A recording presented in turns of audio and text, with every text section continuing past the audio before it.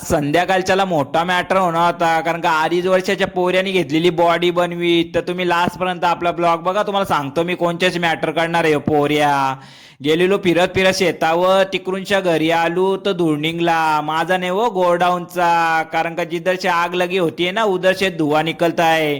तशीच गोडाऊन मधल्या धूळ निघत होता आणि आग आपल्या पोटामध्ये लागलेली. मगून पज्जी भाई आपल्याला चायनीज घेऊन आलता, कारण का पज्जी भाईच्या बर्थडेची पार्टी द्यायची बाकी होती ना. मग भाव्या भाई बघा ना काय बोलतं. भरपूर दिवसामध्ये आपण आज फ्राय राईस खायला मागवलेला, म्हणजे तो पण प्युअर व्हेज फ्राय राईस खात घेतलेला भरपूर दिवसानंतर, बघू शकता तुम्ही. आणि भरपूर दिवसानंतर आपल्याला म्हणजे तब्बल 7 ते 8 महिन्यानंतर आपण फ्राय राईस चायनीज खात येते, म्हणजे बाहेरून जाम तलप आलेली. तर आपल्याला पज्जी कोंडिलकर करून आज स्पॉन्सर झालेला आहे फ्राय राईस.